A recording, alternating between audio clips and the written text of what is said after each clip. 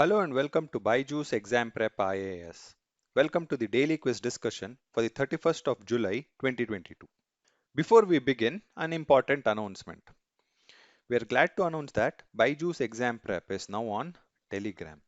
You can join the group either through this link or through scanning through the following QR code. By being part of this group, you will be able to get regular updates on our current affairs as well as other initiatives. So please do join in now. Beginning with the first question of the day, it reads, consider the following statements with respect to Shaheed Uddham Singh. There are two question statements here. He was part of the Ghadar party. And the second statement, he assassinated Michael O'Dwyer to avenge the killing of Lala Lajpat Rai. Which of the following statements is or are correct? Please have a look at the options. What is the context? Today, July 31st, marks the death anniversary of the freedom fighter Shaheed Uddham Singh. It was in the year 1940 that Shaheed Uddham Singh was sent to the gallows at a prison in the UK. Coming back to the question, the first statement is correct. It was in the year 1924 that Shaheed Uddham Singh became involved with the Ghadar party. He was involved in organizing Indians overseas towards overthrowing colonial rule in India. Next, consider the second statement. Shaheed Uddham Singh assassinated Michael O'Dwyer. This statement is correct. However, it was not to avenge the killing of Lala Lajpat Rai, but it was to avenge the Jallianwala Bagh massacre. Note, Michael O'Dwyer was the Lieutenant Governor of Punjab during the massacre. So the second statement is wrong. Since the question asks for the correct statements, the answer to this question would be option A, one only. Moving on to the second question. Consider the following pairs of elephant reserves and associated state. There are four such pairs given here. The first one, Sonitpur, Assam. Second one, Intanki, Nagaland. Third one, Anamudi, Tamil Nadu. And the fourth one, Sri Villiputur, Andhra Pradesh. How many of the above pairs is or are correctly matched? Please have a look at the options given. What is the context? This article from the Hindu takes note of the failure of the states to follow the instructions of the Ministry of Environment, Forest and Climate Change to furnish information on their elephant reserves.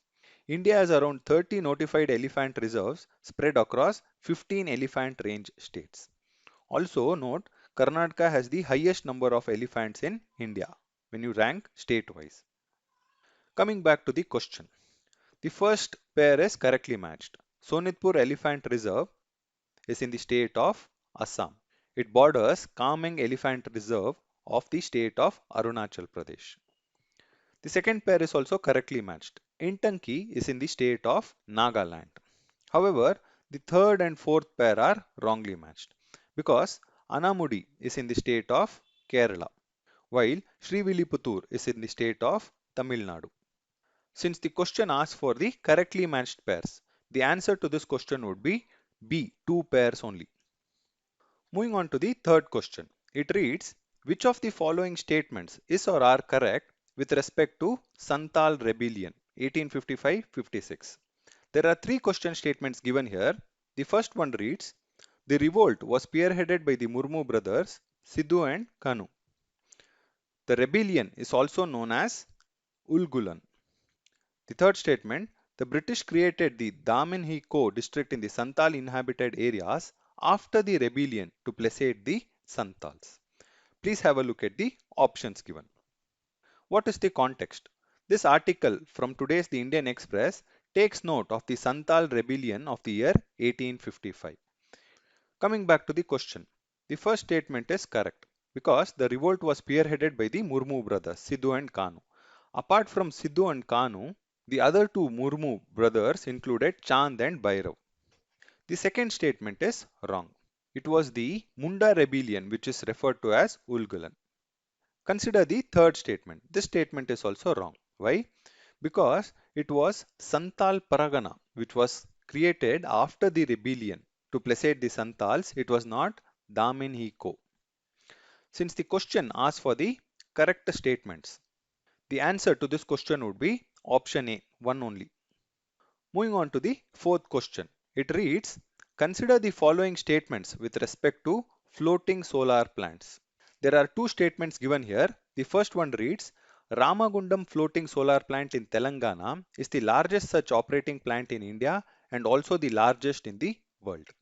The second statement reads, the water body underneath the solar modules helps in maintaining their ambient temperature, thereby improving their efficiency and generation. Which of the following statements is or are correct? Please have a look at the options.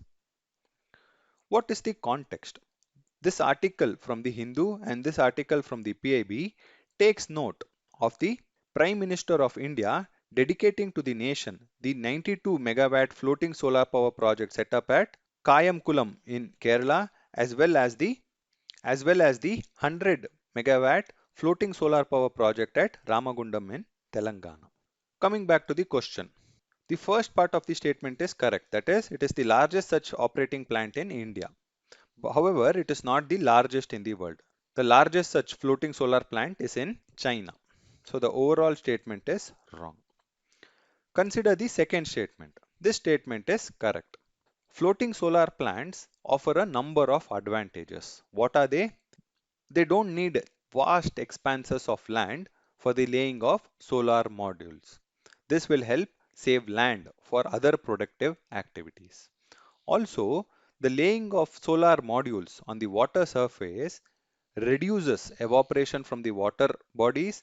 This is of particular significance for a country like India, which faces serious water insecurity questions. Also note, the evaporation of water from the surrounding water bodies ensures lower temperatures around the solar modules. Solar modules operating at ambient or low temperatures can work at much better efficiency as compared to those solar modules working at higher temperatures. Hence, a unique advantage of the floating solar plants is that they operate at higher efficiencies. Since the question asks for the correct statements, the answer to this question would be option B, 2 only. Moving on to the fifth question. This is a question from the UPSC 2019 prelims paper. The question reads, the service area approach was implemented under the purview of. There are four options are as follows. The four options are as follows. A. Integrated Rural Development Program. B. Lead Bank Scheme. C. Mahatma Gandhi National Rural Employment Guarantee Scheme. And D. National Skill Development Scheme. The correct answer to this question is option B. Lead Bank Scheme. Note, the service area approach is a developed version of the area approach structure of the lead bank scheme. Under the service area approach plan, each commercial bank or regional rural bank branch in a rural and semi-urban area was designated to serve at least 15 to 25 villages for the planned and orderly development of the area. Note, the service area approach was introduced in the year 1989. Next, moving on to the fact of the day. Invasive species. What is the context? This article from today's The Indian Express takes note of the invasive growth of the kikar tree, whose scientific name is Prosopis juliflora, in the ridge area of Delhi. It also notes another invasive species, lanterna, in the region. The article takes note of the efforts by the Forest Department to rid the forest of these invasive species. What are they trying to do? They are trying to plant more of the native varieties. In this context, let us understand a few basic aspects related to invasive species.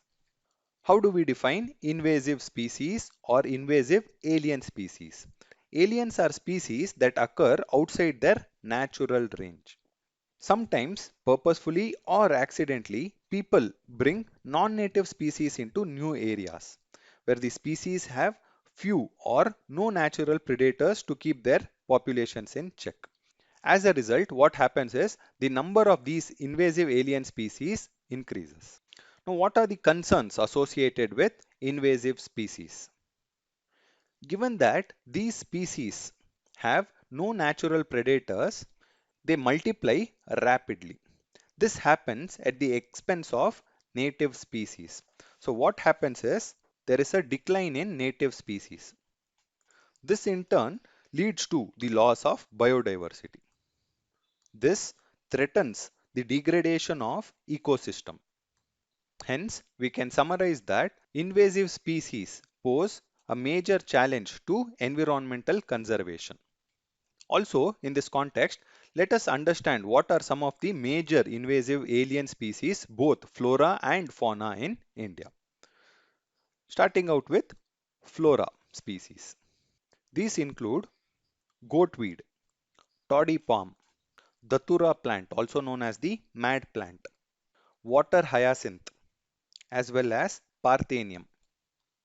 Also note, we have already discussed two other. What are they?